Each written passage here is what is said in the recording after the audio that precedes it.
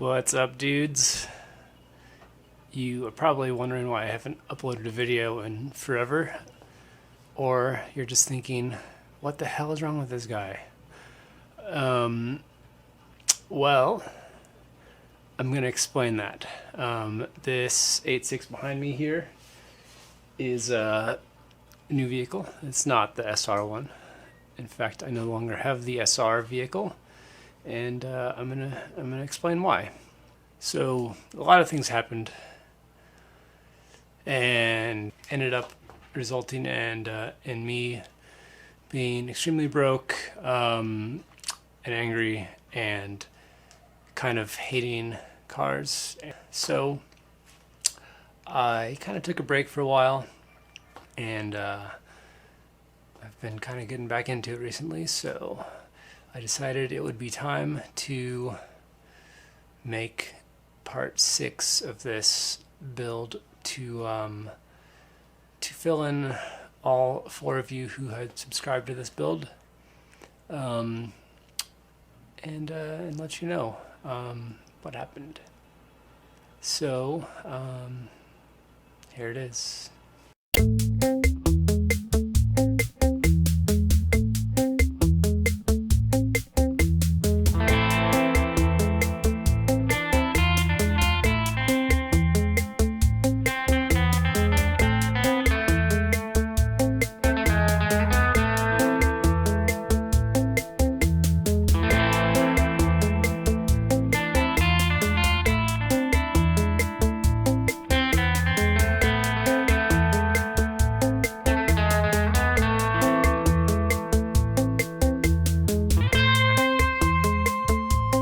I've been getting a lot of work done. Now we're finally, I think, just about ready to put the motor back in the car. We got everything mocked up previously, and at this point it should just be a matter of bolting it together, I hope. That's the goal anyway, so we'll see how good this thing does. I'm pretty excited for it.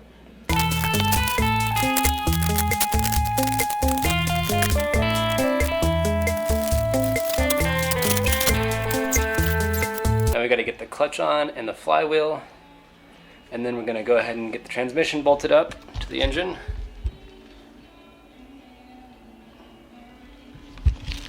And after that, hopefully it'll go right in the car.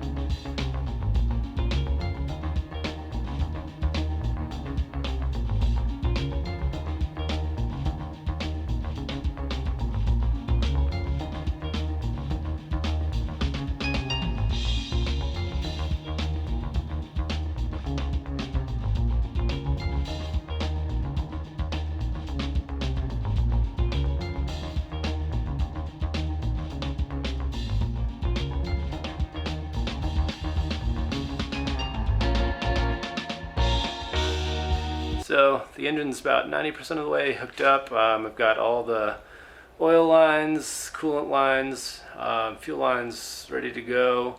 Just need to basically hook up the exhaust now, and it's ready for wiring, which I'll probably start tomorrow. So I decided to go with a Haltech ECU for this. Done a lot of work with Haltechs in the past on rotaries, so and I got a really good deal on this one. Couldn't pass it up. So now we have basically this mess of wiring that we gonna connect to the engine, as well as this is the ECU itself.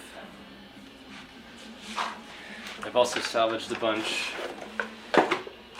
stuff left over from the RX-7 that I had. A switch panel, my Defy gauge setup,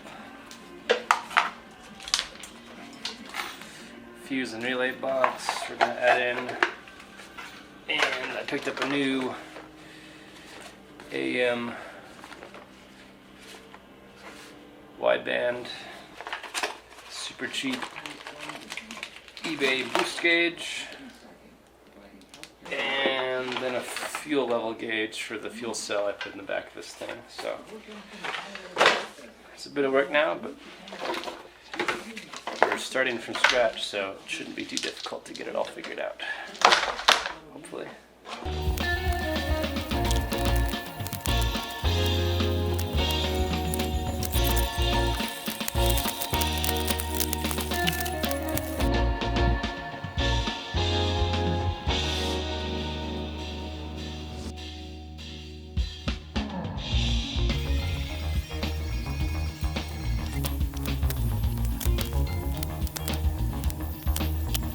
I also just got my Fortunato coilovers in, so I'm about to open these guys up and see how they are.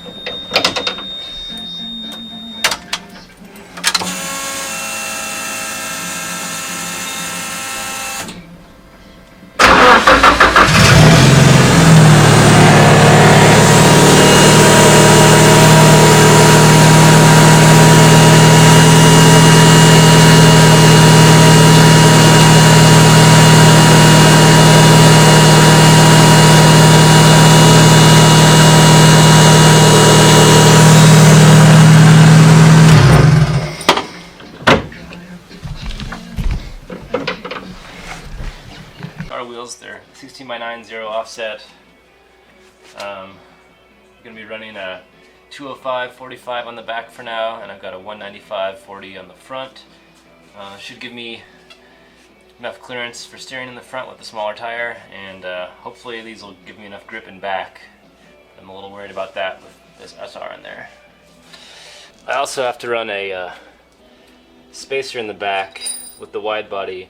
Even the 9-inch wide zero offset wheel is not quite enough to fill out the fender, so I've got these 1.5-inch bolt-on spacers. Luckily the front fits actually really well with the zero offset, especially with the T3 extended control arms. So should be all good. Let's see what it looks like.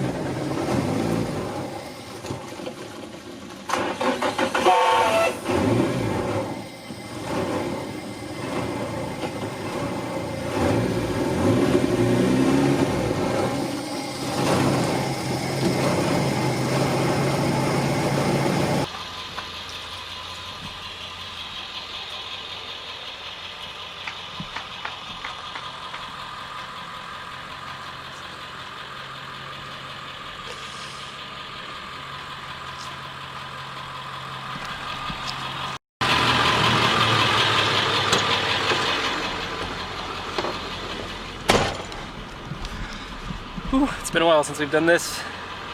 Pretty excited. The car drove onto the trailer under its own power. We're taking it up to the alignment shop right now, and we're gonna try and get a little bit of alignment on it, and then hopefully take it to the track next week for some tuning. So basically, at this point, I took the 8.6 to the alignment shop. It was running good, did a burnout. It was awesome. I borrowed a friend's tubing bender to build a roll cage. Tubing bender stopped working, so I decided to take it to a shop, to have a shop do the roll cage. I started it up to put it back on the trailer, and bang, the motor just stopped. It seized. Turns out what happened is one of my supposedly refurbished Injector Dynamics 1000cc injectors was leaking, and it dripped a bunch of fuel into the intake manifold thanks to the SR's reverse underneath intake manifold design. So there's a bunch of fuel sitting in the intake manifold, and I started it up and revved it, and it sucked a bunch of fuel into the engine and hydrolocked. Bent a rod. It's just a disaster. complete disaster. So at that point, I needed a new engine. SRs are getting, at least 2 years ago, were difficult to find locally at affordable prices. So there happened to be a guy selling a beams setup with already with a link ECU and panic wire harness ready to go, and it was way cheaper than I could get even a new SR block for. So I bought it, sold all the SR stuff, and put the beams motor in the Corolla, and got it running, got it driving, took it to the track, and it sucked. It wasn't fun. I'm sure I could have done a lot of tweaking on the car and adjusted it and made it good, made it better at least, but it didn't have the soul of an 8.6. That's my fifth AE86 I've ever owned. Actually, no, this one is my fifth. That one was the fourth. I had just driven also my friend's 20 valve AE86.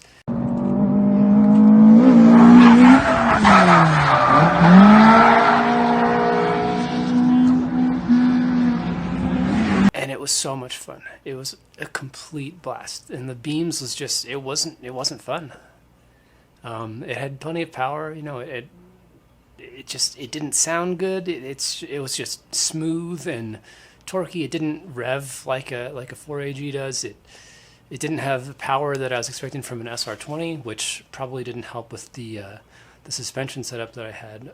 But it just, it wasn't fun.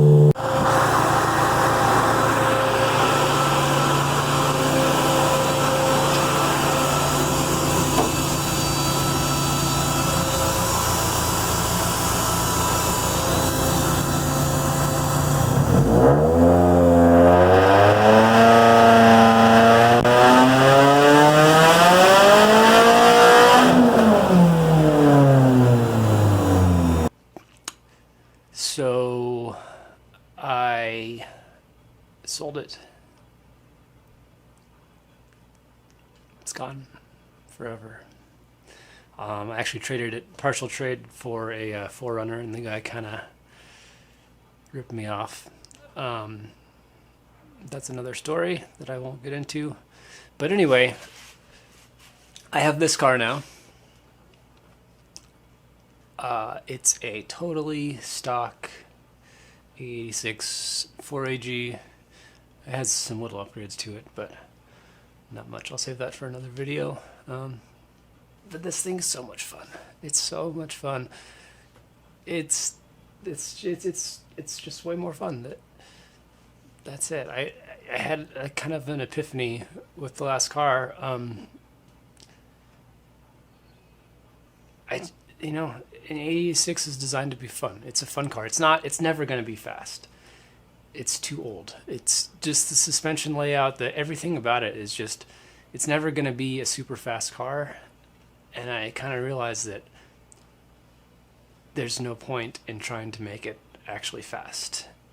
At least when you do, to me, it lost the appeal of a 8.6. And that's why I love the 8.6, because it has that rawness, that just that fun aspect that you can't grasp with any other car that I've ever driven. So, yeah, goodbye SR, goodbye beams, goodbye tubular front control arms, goodbye everything, you know. Stock Corolla, this thing is, it's awesome. So I'm going to be taking this car to the track, doing some toge, upgrading it a little bit, and I'll try and do some videos on it as I go. I've been kind of missing the side of YouTube. I have another YouTube channel. That was loud. I have another YouTube channel where I do four-wheel drive stuff, off-road, overland, four-wheel drive touring, whatever you want to call it, that I've been doing a lot with. And I'll put a link somewhere to that if you want to check that out. But yeah, I'm planning on doing some stuff with this Hachiroku, and it should be fun. I also have this old FC that I will be fixing at some point. This is a car, that one, that I have owned for 18 years. I bought it when I was right before I turned 16, and yeah, it's been through a lot. I've wrecked it. It's been through a lot. It was on the cover of Wrecked magazine from 2007 Formula D Pro-Am series. Not series, but the event that they used to do in Laughlin. I drove at the last one of those in 2007 with this car and wrecked it. It's been passed around between a lot of people, and now I finally have it back, and I'm super excited for it. It's gonna just have a solid 13B turbo motor, maybe 350 horsepower, nothing too crazy. And that's my new drift car, that one. This one is my new street car. I might drift it a little bit, do some time attack with it, track days, stuff like that, and just do some slow upgrades. And I'll do a whole video on this car, because it's got quite a story behind it. But that's the way to do it. Forget the motor swaps, forget the crazy builds on 8.6s. Just stick with them. Just stick with the stock setup. You know, coilovers, some basic engine upgrades for the 4AG, maybe 7AG, I don't know. But you know, this one's gonna get ITBs and big cams and stuff like that. But but it's still going to have the soul, the feel, the experience of an 8.6, which is really what they're all about. It's the experience. And I'm sure people love their beam swaps, but to me it doesn't have the feel of an 8.6 anymore. Yep. That's it.